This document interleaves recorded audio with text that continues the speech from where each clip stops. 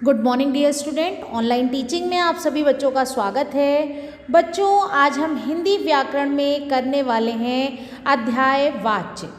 बच्चों, वाच्य को समझने के लिए मैं आपको बता दूं कि क्रिया जो है यानी जो डूइंग वर्ड्स होते हैं उनके बारे में हमने पढ़ा था।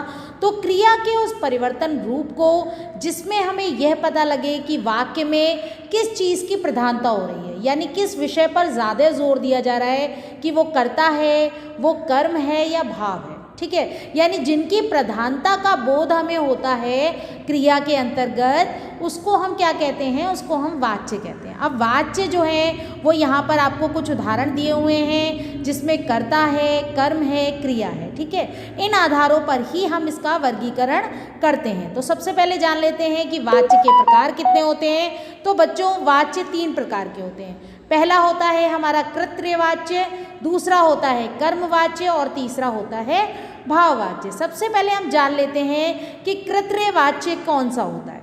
तो जिस वाक्य में क्रिया का प्रयोग अपने कर्ता यानी कर्ता की प्रधानता, आप साधारण शब्दों में समझ लीजिए कि जिस वाक्य में क्रिया कर्ता के अनुसार होती है, अर्थात उसमें कर्ता को प्रधानता दी जाती है, उसमें जो है वो कृत्रिवाच्य होता है। जैसे मोहनी माला बनाती है।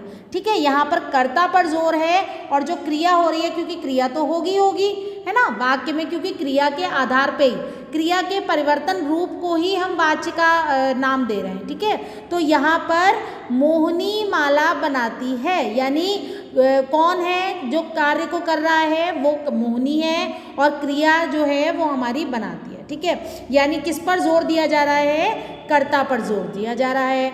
सेकंड नंबर पे हम जान लेते हैं कि कर्मवाच्य क्या होता है। भाई आप सभी जानते हैं कि कर्म जो है वो दो अलग, भाई क्रिया अलग है, कर्म अलग है। ठीक है, यानी जब क्रिया कर्म के अनुसार होती है, या हम कह सकते हैं कि जब कर्म की प्रधानता होती है, तो वो क्या कहलाती है? वो कहलाती है कर्मवाच्य। ठीक है, जैसे मैं यहाँ पर उदाहरण ले लिया गया है कि दर्जन द्वारा सलवारें बनाई जाती हैं। एक चीज़ आपको और बता दूं कि कर्मवाच्य की पहचान आप हमेशा लगा सकते हो कि उसमें द्वारा शब्द दिया जाता है, अतः हम कह सकते हैं कि ये कर्मवाच्य है। एक चीज़ आपको और बता दूं कि कभी कभी क्या होता है कि कर्ता में कर्म जो होता है वो लोप होता है। इसका उदाहरण आपको मैं बताऊं कि दीपावली अक्टूबर के महीने में मनाई जाती है, या आपका काम कर दिया गया, तो यहाँ पर कर्मवाच्य होगा। अब तीसरे नंबर पे हम जान लेते हैं कि भाववाच्य क्या होता है। इसमें कर्ता और कर्म दोनों अप्रधान होते हैं, इसलिए भाववाच्य केवल अकर्मक क्रिया में, ये ध्यान देने योग्य बात है कि इसमें अकर्मक क्रिया का रूप होता है। अतः हम कह सकते हैं कि अकर्मक क्रिया का कर्मवाच्य ही भाववाच्य होता है। ओके, तो ये आपको मैंने वाच्य के बारे में बताया। धन्यवाद।